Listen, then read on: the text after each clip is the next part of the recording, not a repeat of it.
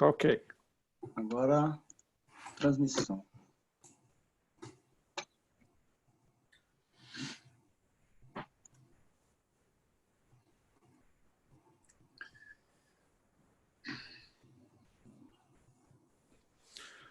Bom dia a todos. Vamos iniciar, então, o nosso webinar do Direito Penal. Acho que as pessoas estão entrando agora no sistema, então, pontualmente aí às 10 horas. Dá tempo de todos conseguirem conectar. Eu me chamo João Daniel Rassi, sou sócio, coordenador da área criminal empresarial da Siqueira Castro Advogados. E hoje eu estou presente aqui com os meus dois sócios, que eu vou apresentá-los para quem não conhece. Mas as minhas palavras iniciais desse nosso seminário é de agradecimento pela atenção de todos que estão conectando, né, conosco, porque esta, assim como foram as passadas, faz parte de uma sequência de palestras que tem como norte uma iniciativa que a Siqueira Castro Advogados tem feito, sempre para superar esse período de isolamento e se manter próximo dos clientes, dos colegas, para debater alguns pontos. É claro que o período da quarentena implicou inúmeras mudanças de rotina de trabalho, de rotina de atendimento, mas, sobretudo, os negócios continuaram acontecendo de uma forma diferente. E, por causa disso, nós continuamos trabalhando com outras soluções para atender esses negócios que estão acontecendo. E essas apresentações elas fazem parte disso, exatamente disso, de trocar ideias sobre quais soluções estamos encontrando para que esses negócios que continuem acontecendo, ou os negócios que já acontecem diariamente possam ter uma melhor solução para o nosso cliente. E, nesse sentido, o seminário de hoje. Os temas, basicamente, são voltados à atividade empresarial ou direito penal dos negócios. Quando se fala de direito penal dos negócios, o primeiro tema que se leva em consideração são os crimes contra a ordem tributária. Nos crimes contra a ordem tributária, há situações que já eram relevantes antes desse período de quarentena, mas continuam sendo agora e chamam muito mais atenção, que é a questão das autuações fiscais e os supostos crimes contra a ordem tributária. O que eu devo fazer em situações em que a empresa não tem como honrar aquele tributo, principalmente na questão do ICMS, diante de uma decisão aí recente do Superior Tribunal de Justiça e do Supremo Tribunal Federal. Se aquela antiga tese da inexigibilidade da conduta diversa, a minha situação da empresa agora, por causa da atividade que ela tem no período da quarentena, ela reduziu as atividades e ela não vai ter como, de fato, efetuar determinados pagamentos de tributo. O que eu devo me fazer para me resguardar em relação a isso, mostrando a boa-fé na minha atitude de não pagamento, etc. Há outro ponto também, esse muito interessante, que diz respeito às doações que alguns entes privados têm feito na lógica da solidariedade. Essa é uma característica até muito brasileira, né? A característica que nós temos de solidariedade de que desperta a boa vontade de efetuar doações para, de uma certa forma, minimizar as lacunas ou as deficiências que nós, no Brasil, temos no sistema de saúde. E essas doações elas vêm desde dinheiro vivo, ou elas podem ser doações de máscaras, ou elas podem ser doações de leitos hospitalares que, basicamente, empresas privadas têm feito de boa fé para entes públicos como uma forma de minimizar o caos ou a crise que nosso sistema de saúde tem lutado para se sustentar durante a pandemia. Há outros crimes também que podem ser aventados durante a pandemia, que nós vamos tentar tratar em linhas gerais. O não atendimento a requisições judiciais, eu posso falar ou não de crime de desobediência. Isso eu já tinha o estoque da minha empresa, já esse estoque de produtos que foram requisitados pelo ente público, você já tinha esse estoque direcionado para um hospital, por exemplo. Há inúmeras situações a respeito, que vão desde a desobediência até alguns crimes específicos que têm a sua vigência numa situação de calamidade. Basicamente, são esses pontos que nós vamos tentar abordar aqui nessa apresentação, que tem 1 hora de duração, é pontual, mas que permite perguntas, que permite questionamentos que serão tratados ao longo dessas discussões. E a propósito de todos esses temas, como eu disse inicialmente, os negócios continuam acontecendo. E o nosso papel aqui, enquanto advogados, é buscar soluções para os negócios que não estão acontecendo acontecerem. E, por outro lado, isso é muito importante, resguardar ou dar uma assessoria ou uma orientação específica para que determinados negócios que são feitos hoje não tenham consequências no futuro antes não previstas. Eu posso até dizer em uma frase, nós aqui trabalhamos com um pé no presente e um pé no futuro. O pé no presente é para que as atividades aconteçam. E esse pé no futuro é para que tenha uma visão do que está sendo feito hoje, não tragam consequências negativas amanhã. É a atividade preventiva. E é sempre bom lembrar que o fato de fisicamente estarmos no período da quarentena e os negócios estão acontecendo de forma virtual, de outros meios alternativos, a atividade policial, da polícia administrativa, ela continua também acontecendo, né? Hoje se tem notícia, o Marcos vai falar, de uma operação no Rio de Janeiro, enfim, parece que as operações da Polícia Federal hoje estão voltadas basicamente, muito focadas na situação das licitações de máscaras e equipamentos para atender à saúde nesse período de crise. Mas, tecnicamente, não existe nenhuma lei, nenhum decreto que tenha suspendido as atividades policiais. De modo que, na rotina, os inquéritos policiais em andamento, por exemplo, podem ter uma intimação para que aconteça uma oitiva naquele procedimento. Na verdade, pelo que nós três aqui pudemos perceber durante quase 2 meses nessa situação, não existe uma regra por parte da autoridade policial, seja da Polícia Estadual de São Paulo, seja pela Polícia Estadual do Rio de Janeiro ou de qualquer outro estado que nós temos acompanhado com o nosso escritório. Não existe uma regra na condução desses feitos.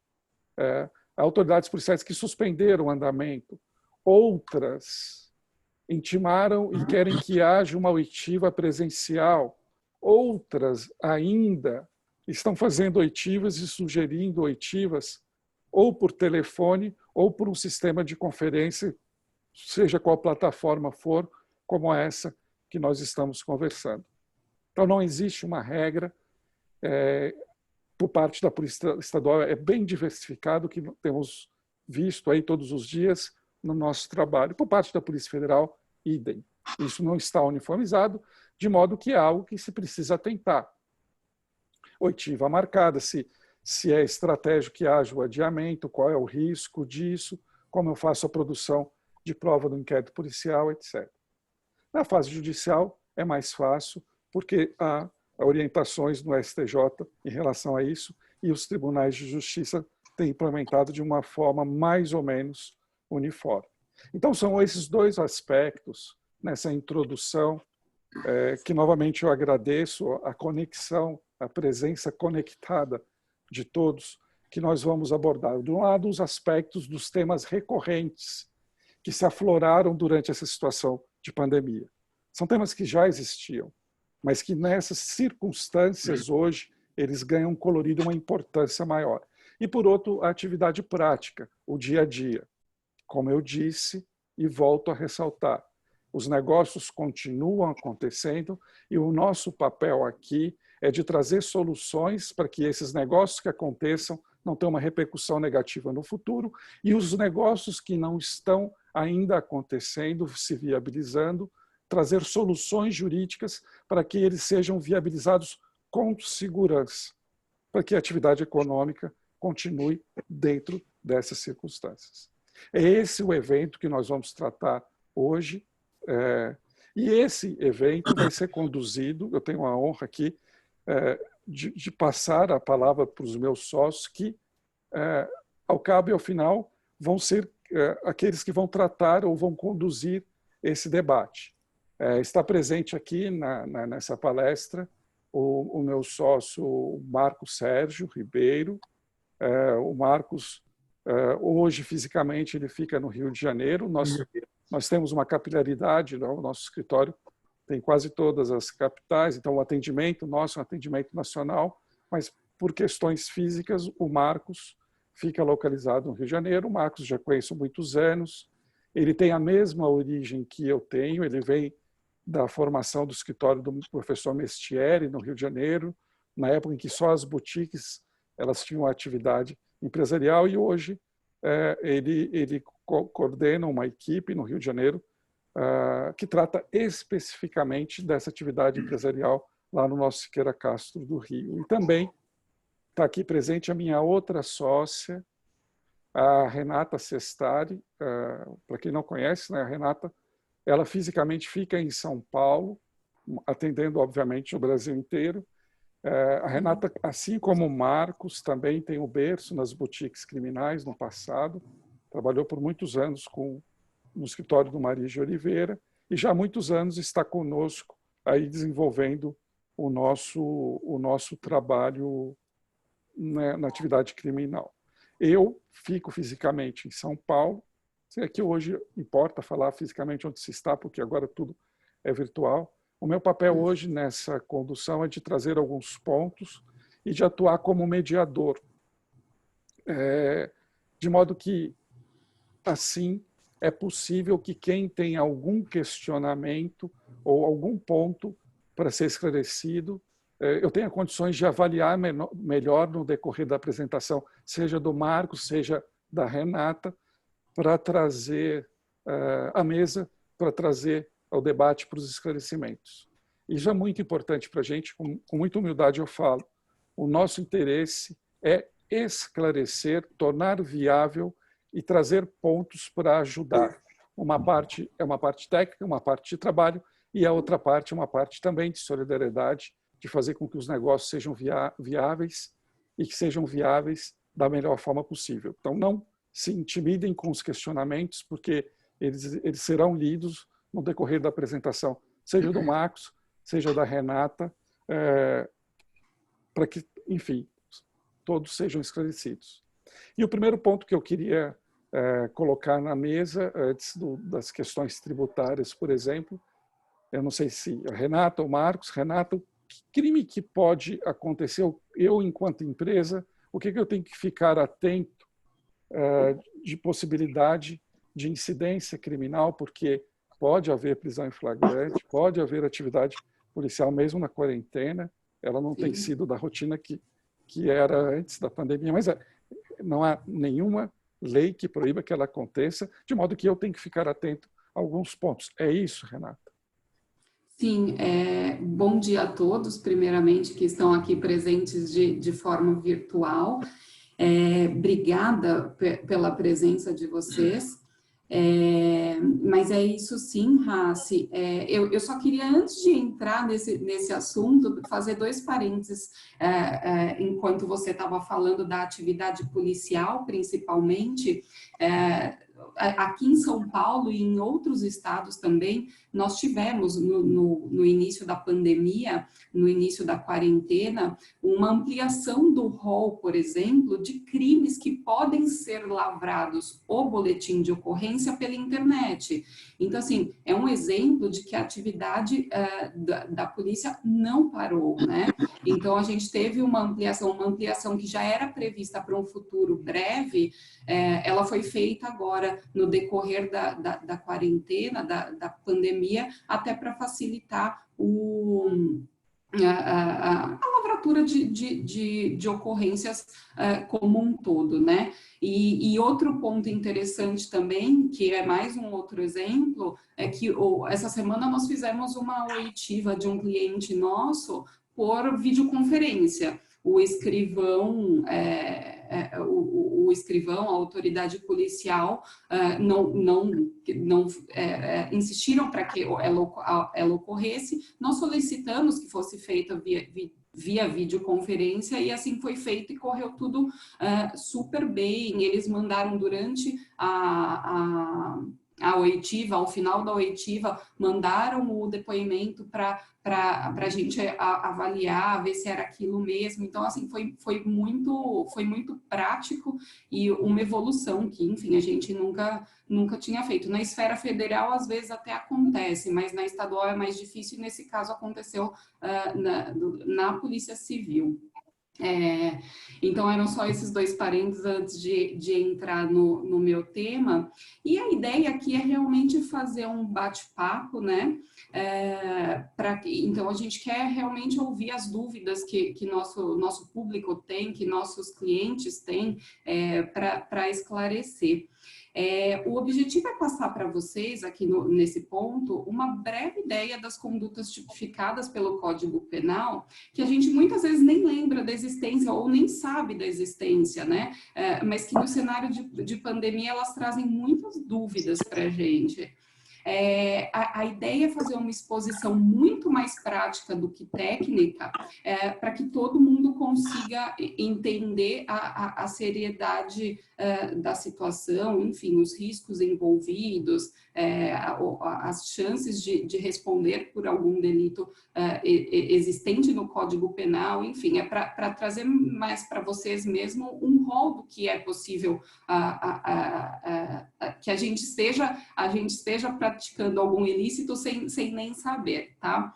Então, o Código Penal, assim, a gente trouxe para vocês 5 dispositivos do Código Penal que são possíveis de serem utilizados para enquadramento nesse contexto de pandemia, tá? O primeiro deles é o artigo 131, que é o perigo de contágio de moléstia grave. Depois eu vou passar um a um, dar mais foco para aqueles que são ligados à atividade empresarial, tá? Mas vou passar rapidamente por todos eles, tá? Pelo menos rapidamente por todos eles. Então, o 131, que é o perigo de contágio de moléstia grave, o artigo 132, que é o perigo para a vida ou saúde de outrem, o artigo 267 do Código Penal, que é causar epidemia, tá? O artigo 268, que é a infração de medida sanitária preventiva, e também tem o artigo 330, que é a desobediência. Eu não vou seguir a ordem que eles estão dispostos no nosso Código Penal, porque a gente acredita que o mais importante é a relevância de cada um deles. Então, eu vou seguir o critério da relevância do que a gente entende que é mais importante para o nosso público, tá? Eu acho que antes de qualquer coisa, que a gente precisa partir do pressuposto que a Covid-19 não é uma simples gripe, né?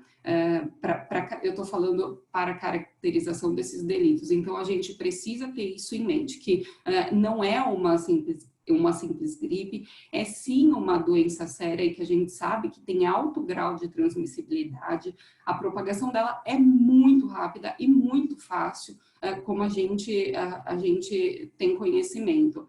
É por essa razão que a gente precisa ter os devidos cuidados, especialmente aquelas pessoas que sabem que estão infectadas, tá? Então, vamos partir desse pressuposto, que é sim uma doença contagiosa, é sim muito séria e precisamos tomar os devidos cuidados. De todos os delitos mencionados anteriormente por mim, o que parece ter maior aplicabilidade nos casos da atividade empresarial é aquele descrito pelo artigo 268, que consiste, aí eu abro aspas, tá? Infringir determinação do poder público destinada a impedir introdução ou propagação de doença contagiosa. Fecho aspas. É importante destacar nesse delito que, ele caracteriza o que a gente chama de norma penal em branco, o que significa que, para caracterizá-lo, eu preciso necessariamente consultar outro tipo de legislação, leis, decretos, regulamentos, portarias complementares editadas pelo poder público como um todo, tá? Então, e isso tem acontecido, né, Renata? Desde que veio a pandemia, em todos os níveis, né? No nível federal, no nível estadual, há uma série de regulamentações sobre algumas atividades, não é isso? Exatamente, que não falam a mesma língua, diga-se de passagem, o que torna a compreensão e muitas vezes a dúvida. E agora, o que eu faço? O governo federal está determinando que está possibilitando a abertura do meu negócio, mas o governo estadual está restringindo, não autorizou. Então, muitas vezes realmente fica essa dúvida. Então, assim como a gente está partindo do pressuposto da gravidade da doença, não existe a menor dúvida de que ela é contagiosa, tá? Então, vamos lá. Uma vez que a gente está tratando de uma norma penal em branco, é preciso que a gente esteja atento também para todos os atos normativos. E aí, em fevereiro de 2020, entrou em vigor a Lei Federal 13.979, que dispõe justamente das medidas para o enfrentamento da emergência da saúde pública decorrente do coronavírus. Ali, além de definir o que é isolamento, o que é quarentena, o governo federal, no parágrafo 3º, no artigo 3º da lei, ele dispõe que as autoridades poderão adotar, no âmbito de suas competências, as medidas de isolamento, de quarentena, dentre outras, ali dispostas, tá? E aí, além da lei federal, também foi promulgado o decreto presidencial 10.282, que define os serviços públicos e atividades essenciais. Também é outra legislação que a gente precisa se ater na hora de avaliar o que eu posso, o que eu não posso, se eu posso, enfim. Então, além de consultar a lei federal e o decreto federal citados, é absolutamente necessário a gente ir estado a estado, município a município, para fazer a avaliação do que está sendo determinado ali naquele local para enfrentamento da doença. Então, surge nesse ponto a questão das eventuais consequências do não atendimento dessas medidas preventivas, especialmente por parte das atividades empresariais, que eu acho que é a maior parte das pessoas que nos assistem, né? Isso porque os estados da federação, eles têm determinado quarentena ou alguma forma de suspensão de atividades consideradas não essenciais, né? Num esforço de reduzir o contágio. E aí a dúvida se intensifica mais quando as esferas do nosso poder público não falam a mesma língua, né? Como a gente falou há pouco. E ainda que a gente considere as atividades, ainda que a gente fale das atividades consideradas essenciais, elas também precisam ter uma atenção para as determinações locais, porque o problema pode surgir, ainda que numa escala um pouco menor, eles podem surgir, mas porque a gente percebe que os estados e municípios têm decretado medidas, atos normativos, até para as atividades essenciais, eles regulamentam as atividades essenciais. A gente tem até aqui um exemplo, que o estado da Paraíba, salvo engano, em março, meados ou final do mês de março, decretou uma série de medidas de prevenção das atividades consideradas essenciais.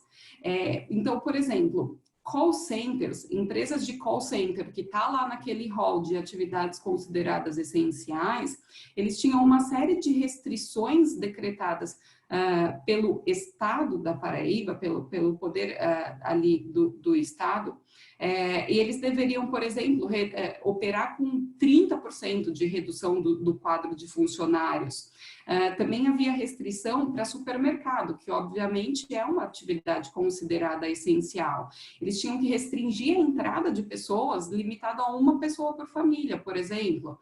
Eles tinham que delimitar o espaço das pessoas ali dentro, que uma pessoa ocupasse 5 metros quadrados, uma única pessoa. Então, uma série de medidas que precisam ser, e no detalhe da determinação, para ver exatamente como se deve, como o empresário deve agir, né?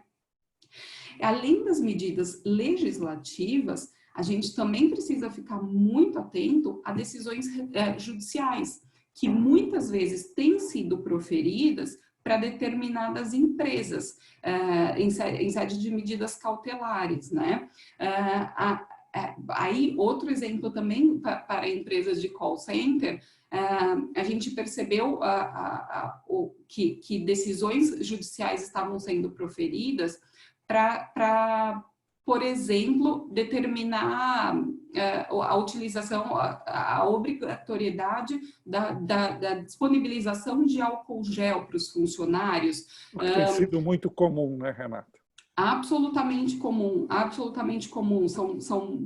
E aí acho que a gente pode quase que generalizar no sentido de acreditamos que em todos os estados da federação algum tipo de decisão judicial nesse sentido tenha sido proferida. Então a gente precisa também ficar muito atento. Também eles delimitaram o espaçamento, a distância mínima para base de trabalho, um tipo específico para a higienização daquele local de trabalho.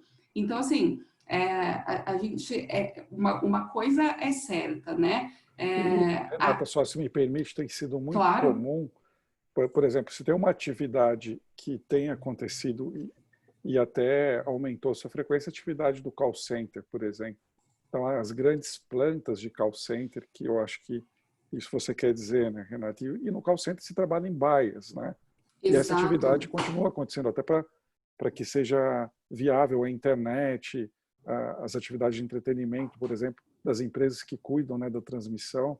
E por isso que você diz, né, dessa regulamentação, que tem Exato. uma conotação trabalhista e é suscetível também de autuação por parte da fiscalização do trabalho, mas que tem essa repercussão criminal. Exatamente. Além das repercussões na esfera trabalhista, obviamente, não cumprindo, e é aí que eu ia chegar, não cumprindo essas determinações, sejam elas determinadas por decisões judiciais dirigidas às empresas especificamente, seja determinações vindas do poder público, de decretos, regulamentos, seja em extensão estadual, municipal, pode sim, o não cumprimento dessas determinações pode sim configurar a prática do delito do artigo 268 do Código Penal. Claro que a gente não pode deixar de falar que a configuração do crime como todo mundo sabe, o direito penal como última ratio, né, é a última esfera do direito que pode, a área do direito que pode ser utilizada, que deve ser utilizada. Então, a gente precisa da comprovação do dolo, verificar se não existe a inexigibilidade de conduta diversa, erro no cumprimento de determinação, enfim, alguns requisitos precisam ser cumpridos, ser atendidos para que o crime esteja caracterizado, mas a gente precisa realmente fazer essa análise pontual, né, Renata? Pontual, muito. E nesse aspecto, se me permite, Renata, nesse aspecto, cada caso é um caso, né? No caso, a Renata falou da atividade do call center. Do nosso lado, duas orientações iniciais, elas são importantes. Primeiro, uma proximidade com a autoridade que fiscaliza o órgão, porque ela também tem que estar ciente da realidade de tudo o que está acontecendo. É muito dinâmico, né, nessa atividade, então tudo tem acontecido muito rápido. Implementar medidas, mesmo, principalmente agora que as atividades de fornecimento não são regulares, muitas vezes não é tão fácil essa implementação. Então, de forma preventiva, o ideal, por exemplo, no caso dos call centers, uma proximidade com os órgãos de fiscalização do direito do trabalho, um diálogo, uma troca de informações documentadas de como isso está sendo implementado, etc. E de outro, guardar todos esses documentos, porque eventualmente no futuro, havendo uma autuação da esfera administrativa que deflague um procedimento criminal, todos esses elementos, eles são elementos de defesa num procedimento de investigação. Exato. Essa documentação que o Hassi falou, a gente se documentar com relação a isso é absolutamente essencial para eventual defesa numa investigação ou num processo judicial. E aí, continuando, a gente, ainda em relação às atividades consideradas essenciais, é importante a gente se atentar para o fato que diversos decretos estaduais e a própria Lei Federal 13.979 prevêem a possibilidade da realização de requisição administrativa de bens e serviços. O Hassi falou inicialmente na apresentação dele, e a gente sabe sim que alguns estados já colocam em prática essas medidas de requisição e demandam medicamentos, insumos diversos, máscaras, aventais, que serão destinados ao combate ao coronavírus, né? Aí, nesses casos, além das sanções administrativas, a empresa que deixa de cumprir a requisição pode, em tese, incorrer, sim, na prática do crime de desobediência, tá? Diferentemente do delito disposto no artigo 268, que é a infração da medida sanitária preventiva, a requisição administrativa não é em si uma determinação destinada a impedir a propagação da doença contagiosa como aquelas mencionadas, tá? E é aí que está a diferença entre a infração a infração de medida sanitária preventiva e a desobediência que, em tese, pode ser praticado. E aí também é importante colocar que, embora a gente ainda não tenha notícia nesse sentido, o artigo 3º do Código Penal, ele prevê que nessas situações excepcionais e temporárias que a gente está, outras legislações podem ser promulgadas para aumentar uma pena de um tipo penal que já existe, ou até criar outros tipos penais para conter a pandemia. Então, a gente precisa ficar muito atento para essas questões também, tá? Então, até como o Hassi já comentou, como isso é muito veloz, essas medidas têm sido tomadas tem sido muito dinâmico, né?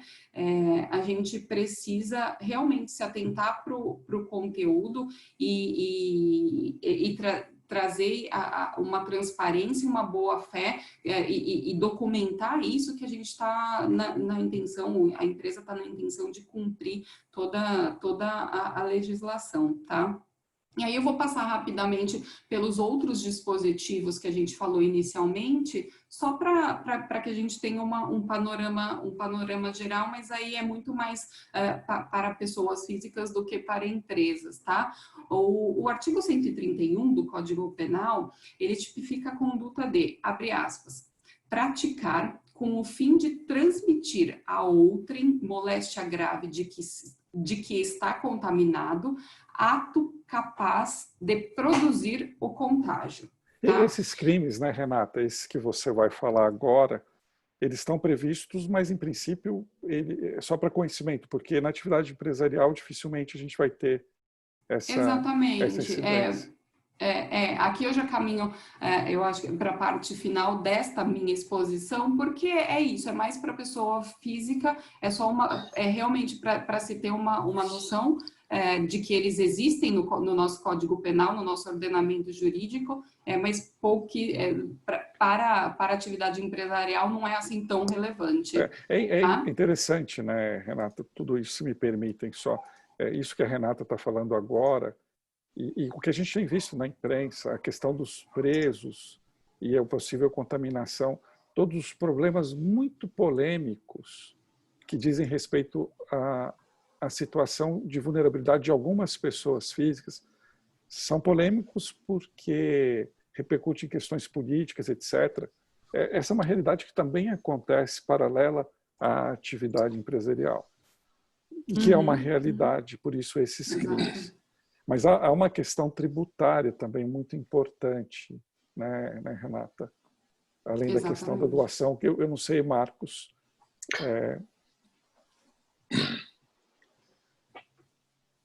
Pois não, Hans.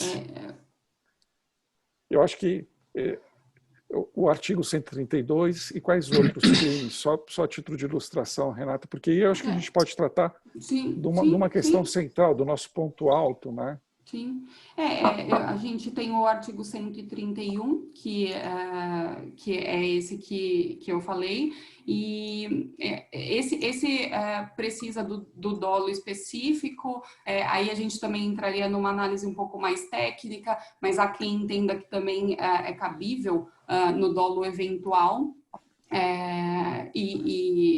eu até me lembro no começo da pandemia, uma pessoa que foi infectada no Espírito Santo, por exemplo, do nada saiu do isolamento imposto a ele e pegou um avião para vir a São Paulo. Ainda que a gente conseguisse afastar eventual dolo dele para não enquadrá-lo no artigo 131, ainda existe o artigo 132, já antecipado pelo Hassi, que a simples exposição da vida ou da saúde de outra pessoa a perigo, já caracteriza esse delito se ele não for considerado, se ele não tiver nenhum outro dispositivo legal que é considerado mais grave. Então, assim, se a efetiva contaminação, por exemplo, ocorre, já poderia enquadrá-lo no crime de lesão corporal, e aí tem os parágrafos falando sobre cada sobre cada tipo de lesão corporal. Então, e aí, por fim, também tem o crime de causar epidemia, mas na atual situação de propagação comunitária, que chamam, né, já não se encaixa tanto para a gente, é mais difícil de ser caracterizada. Tá? Claro, eu acho que era isso, e aí acho que agora a gente pode seguir na linha do nosso público. Mas é muito bom te ouvir falar, porque é importante, Renata, e com a clareza que você consegue expor, é importante ver todos esses aspectos. É uma palestra, é um bate-papo, e dentro desse contexto... Desculpa me prolongar. Dentro desse contexto, é importante dizer, é claro que uma empresa funciona e ela funciona pelos colaboradores, né, Renata? Então tem pessoas físicas que estão usando o transporte público. É isso, Marcos. É isso, empresas são feitas de pessoas, né? O seu maior patrimônio são as pessoas que estão lá trabalhando e fazendo o dia a dia da empresa. Parabéns, Renata, excelente exposição. Raci, obrigado, bom dia a todos, bom dia à audiência que nos acompanha desde 10 horas da manhã. Então, a ideia aqui, de fato, é bater um papo sobre um aspecto. A Renata trouxe um aspecto do ponto de vista pessoal, e a gente vai tentar trazer aqui, e aí o tempo é curto, e a ideia é que qualquer dúvida, qualquer outra colocação, vocês entrem em contato conosco, né? Nossos canais de comunicação estão disponíveis para que uma consulta possa ser respondida posteriormente. A ideia é dar um overview daquilo que a gente imagina. É fato, e a discussão é pública, as empresas estão paradas, a grande maioria sem a sua atividade. Logo, fica a pergunta: como é que eu vou pagar impostos? Como é que eu vou pagar salários, as obrigações perante o fisco? Como é que isso vai se resolver? A gente está acompanhando que alguns estados, alguns órgãos têm propiciado, dado um prazo de carência, uma anistia de 30, 60, 90 dias. Mas e depois disso? O que fazer? O que escolher? Pagar salários, pagar os impostos, demitir, fechar a empresa? Não há dúvida que a manutenção da atividade empresarial é fundamental e é primordial para que o país continue, para que as nossas atividades continuem. Não obstante isso, o Supremo Tribunal Federal, antes, é bem que se diga, antes da pandemia, em dezembro do ano passado, julgou um caso, o RHC 136334, onde, para espanto de criminalistas e de tributaristas, deixou assentado que, e aí eu vou me socorrer aqui para ser bem fiel ao que ficou assentado no julgamento, e o contribuinte que, de forma, quanto mais, com dolo de apropriação, deixa de recolher o ICMS cobrado do adquirente da mercadoria ou serviço, incide no tipo penal do artigo 2º, inciso 2º da Lei 8137 de 90. Ora, essa é a lei dos crimes de sonegação. A pergunta que fica: é possível isso? Essa decisão do Supremo Tribunal Federal se enquadra no tipo do artigo 2º? Uma decisão, né, Marcos, que teve uma repercussão muito grande na ocasião, né? A imprensa Muito, divulgou. e ainda está tendo, Raci. Ainda mais agora, o Raci escreveu um artigo brilhante no Valor, trazendo esse ponto, né? A criminalização do não pagamento do ICMS declarado. Nós sabemos que a criminalização da sonegação tem como base a fraude, né? Tem como base o agir de má-fé para iludir o fisco, né? Não esse caso do ICMS declarado, né? Não se enquadra no artigo 2º, inciso 2º da Lei 8137. O artigo 2º dessa lei diz: deixar de recolher no prazo legal valor de tributo ou contribuição social descontado ou cobrado na qualidade de sujeito passivo de obrigação e que deveria recolher aos cofres públicos. No caso do ICMS, isso não acontece. É uma relação de quem vende mercadoria e o fisco diretamente. O preço, a relação entre quem vende e quem compra, o consumidor final, é preço, não é tributo, logo não deve ser repassado. O ICMS declarado espanta a questão da fraude, espanta a questão do dolo, da fraudulento que a gente sabe que acontece nos casos onde a pessoa, de má fé, onde a pessoa se apropria, procura se apropriar para tocar o seu negócio, para fazer com que aquele dinheiro gire o seu negócio, que não é o caso das pessoas que nos escutam, né? Pagamos os nossos impostos, geramos emprego, mas, mesmo assim, poderemos, no futuro próximo, acabada a anistia, algumas pessoas terão que fazer essas escolhas, né? E o que fazer, né? E aí, quando eu falo aqui do ICMS, eu me refiro também às contribuições previdenciárias e os demais impostos, né?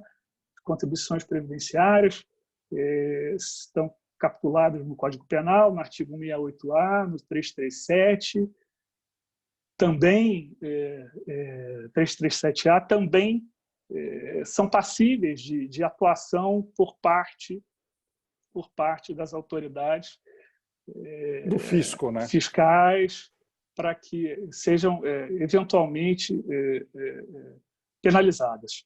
O fato é a hora de, primeiro, e aí a possibilidade que aqui no escritório full service, onde você encontra todas as áreas do direito, é a hora de sentar com o tributarista, é a hora de sentar com o criminalista, para entender o que é preciso fazer. Como é possível passar por esse período com um mínimo, né, com um mínimo de dano, né?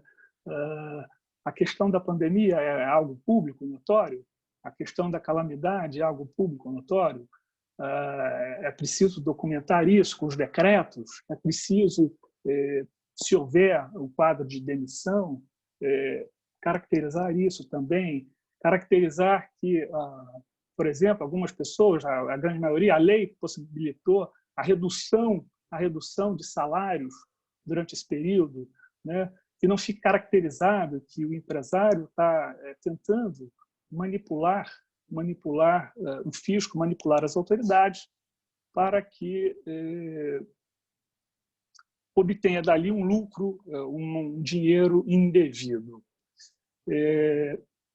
A possibilidade de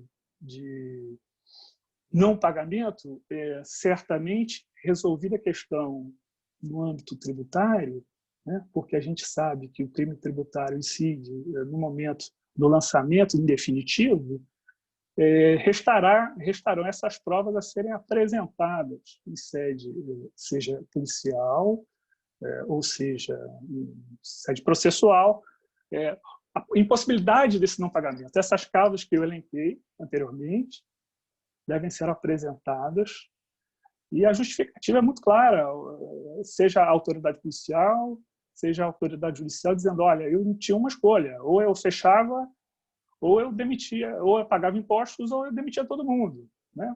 Então, e nesse sentido, a possibilidade do reconhecimento pela justiça de a causa que a gente chama de inexigibilidade de conduta diversa. Eu não poderia agir de outra forma para a manutenção do meu negócio, para a manutenção dos empregos.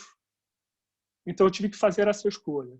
Não tive nenhuma retirada, não tenho gastos extraordinários, a empresa Quer dizer, isso aí é o que mais vai sofreu. acontecer, né, Marcos?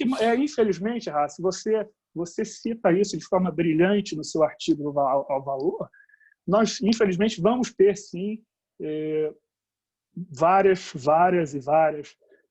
investigações e possíveis ações penais para esse tipo de apuração, né? Aí, volto a dizer, a possibilidade de você fazer um bom planejamento tributário, botar lado a lado um tributarista, botar um penalista, um criminalista, para que entendam bem a sua necessidade, caso isso aconteça, para que você, desde já, comece a criar essas evidências, para que no futuro, se a questão não for resolvida no âmbito tributário, ela possa ser resolvida no âmbito penal desta forma. Acho que eu me lembro quando comecei a trabalhar, Raci, 20 anos, no final da década de 90, a gente tinha muita questão a abertura do mercado brasileiro para a China, destruiu, de maneira inopinada, destruiu a indústria brasileira. Então, lá no escritório, nós tínhamos muitas investigações pelo não recolhimento de débitos previdenciários. Eram muitos. Eu comecei atuando nessa área, inclusive, eu posso dizer que centenas de casos. Posteriormente, o governo veio com a possibilidade de refis, de forma parcelada, até não oficial, a gente ia à procuradoria e buscava um parcelamento, posteriormente veio um refis e a coisa acabou se resolvendo de uma melhor forma. Acredito, a minha impressão pessoal, que isso deva acontecer, e, não obstante esse julgamento do Supremo Tribunal Federal, repito, se deu em dezembro, o acordo ainda não foi publicado, ou seja, cabem alguns recursos, embargos, para que se entenda de fato que essa decisão, o âmbito dessa decisão, talvez uma modulação dessa decisão, para que a gente tenha uma clareza do que a gente vai poder ter pela frente, né? E a sensibilidade dos tribunais em relação a isso, né, Marcos?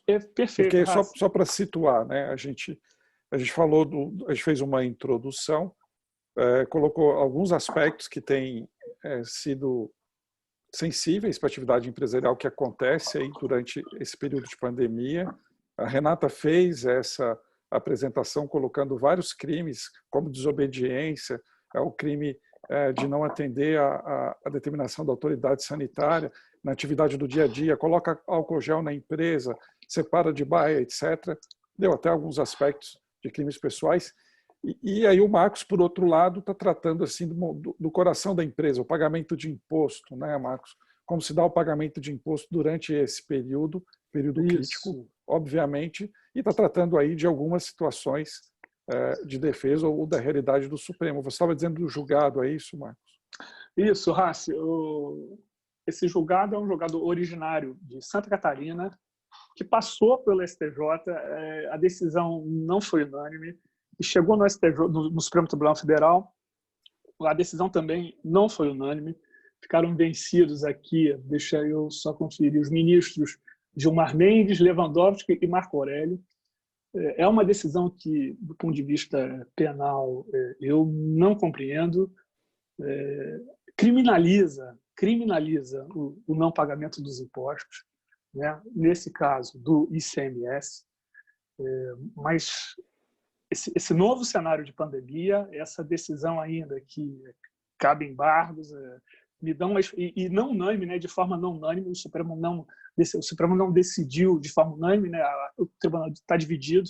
O ministro Celso não votou nessa ocasião.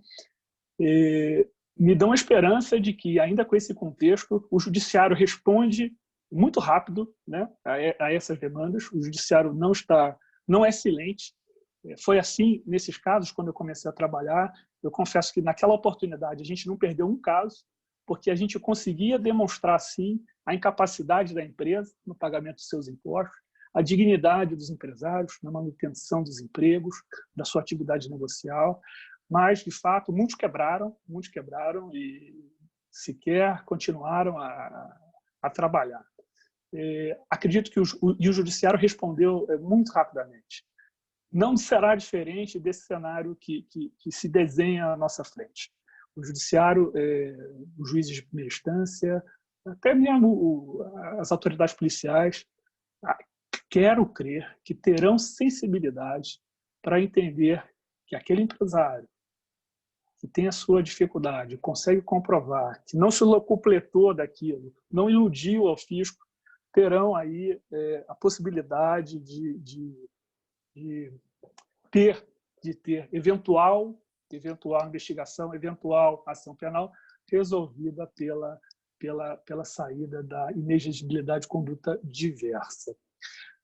Existem inovações ainda. Hoje pela manhã, nosso querido Heitor nos mandou uma decisão, a possibilidade, e aí eu não só vou citar mesmo, eu não vou comentar, citando a medida do contribuinte legal, uma tentativa do governo deixa eu abrir aqui, que eu já... A Lei 13.988 de 2020, né, era a antiga MP do contribuinte legal, que estabelece a possibilidade de transação das pessoas que estão com dificuldade de transacionar, de resolver seus problemas com o fisco, a possibilidade de transação. A gente depois convida a nossa querida Bianca Xavier, o Malcir, a Jajá, a fazer até um outro webinar sobre o tema. Mas a possibilidade de transação, é preciso ter essa sensibilidade. Várias empresas, de fato, vão passar por dificuldade. E do ponto de vista penal, nessa legislação, a possibilidade, o fim do voto do CARF, né, o voto de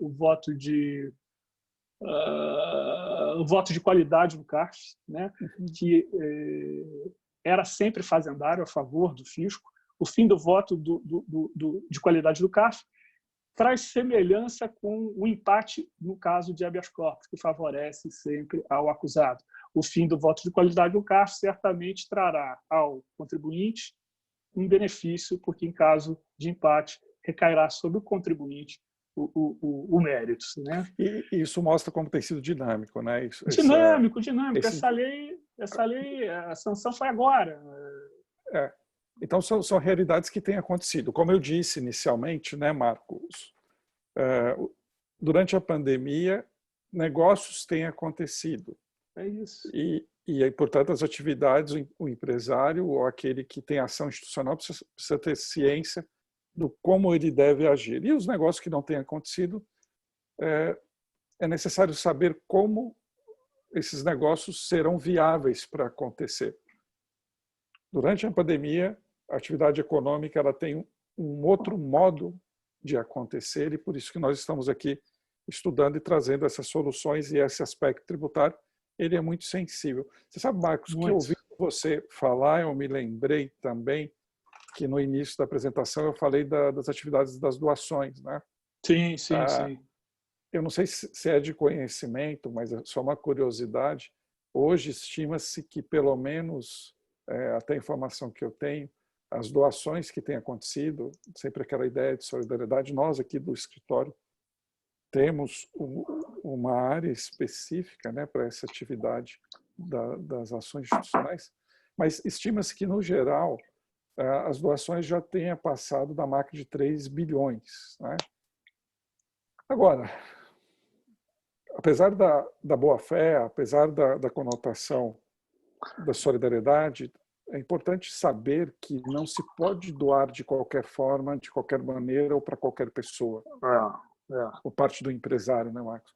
Sabe que você é um especialista nisso. De 15 a 10 anos para cá, a cultura do compliance ela ganhou uma forma muito maior, principalmente nas empresas brasileiras. Já é uma cultura das empresas brasileiras também, o que já era lá fora e que vinha com as filiais das multinacionais.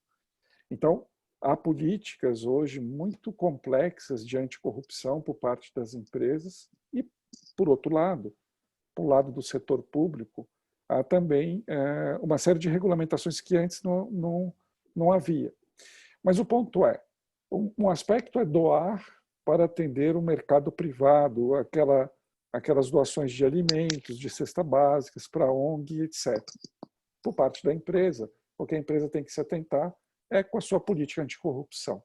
Por parte da empresa, o que a empresa tem que se atentar é da sua área de compliance, para entender e ver se ela está de acordo com tudo aquilo que está previsto especificamente na sua empresa. Mas, se essas doações acontecem, Marcos, Renata, como a gente estava conversando antes de começar, e durante toda a semana, por um ente público, a situação muda de figura.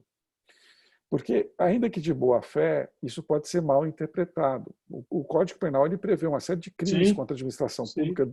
A gente tem visto isso desde a advocacia administrativa, a atividade entre aspas, lobistas, o crime de corrupção, o crime de tráfico de influência. Conflito de interesses. Exatamente. E aí, como o Marcos lembrou, se eu sou uma empresa e eu tenho, por causa da minha capacidade da operação, por causa da minha fábrica, eu tenho condições de doar parte da minha produção para ajudar nessa crise. Além das cautelas de compliance, as políticas anticorrupções internas, eu tenho que me atentar e saber como isso deve ser feito para que, eventualmente, no futuro, eu não venha a ser acusado de tráfico de influência e corrupção. Então, o Marcos resumiu bem.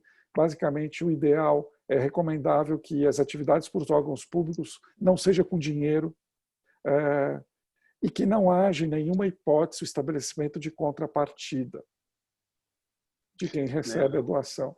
Ainda, a questão do conflito de interesse.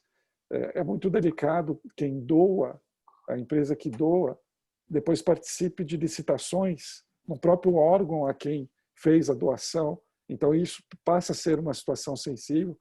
Então, deve-se reduzir o risco em relação a isso, de modo que, em geral, e para encerrar, as doações elas têm que ser feitas de forma impessoal, por vias institucionais e documentadas.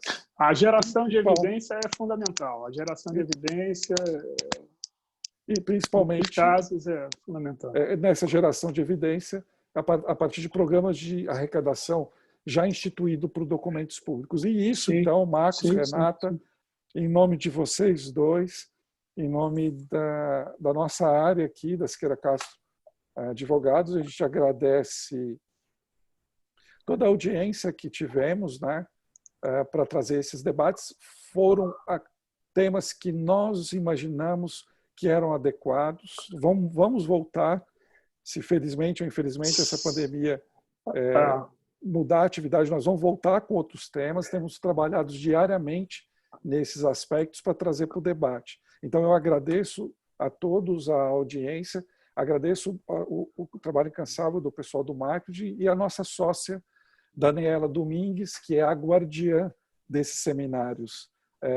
E também, por último, não precisamos, a gente não deve também deixar de agradecer toda a nossa equipe aí, que hoje conta com mais de 25 pessoas, e que vocês são os heróis aí, têm mostrado que são muito competentes na atividade de home office, reagindo da melhor forma. Eu, Marcos e a Renata, temos orgulho de trabalhar com toda a nossa equipe. Então, muito obrigado pela atenção. Né, Raci? Exatamente. O nosso TI, como a Renata também, lembrou sem eles, nada aconteceria.